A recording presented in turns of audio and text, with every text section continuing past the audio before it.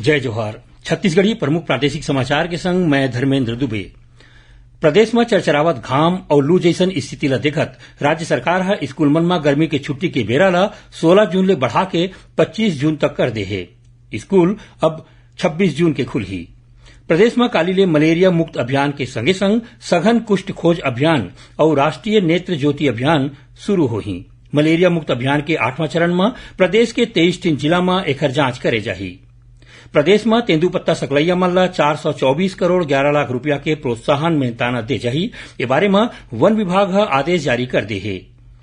एक भारत श्रेष्ठ भारत योजना के तहत छत्तीसगढ़ और नागालैंड के बीच युवा संगम कार्यक्रम के आयोजन करे जाथे, जेमा एनआईटी रायपुर के छात्र मन हा काली नागालैंड जाही तो उन्हें कार्यक्रम के तहत नागालैंड के युवा मन हा काली छत्तीसगढ़ के दौरा करही।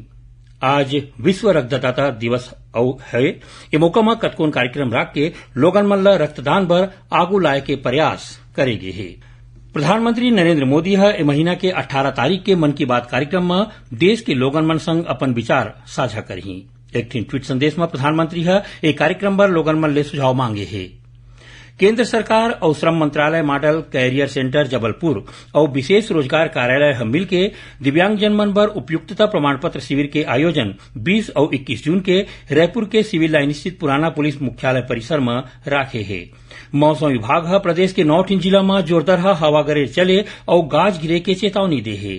और रायपुर जिला के शासकीय बालक खेल परिसर गोगांव में नवा शैक्षणिक सत्र में अन्य पिछड़ा वर्ग के 6वीं ले 8वीं कक्षा तक के छात्र मन बर भर्ती प्रक्रिया शुरू हो गई है। अर्जी करे के आखिरी तारीख 28 जून राखे गए है।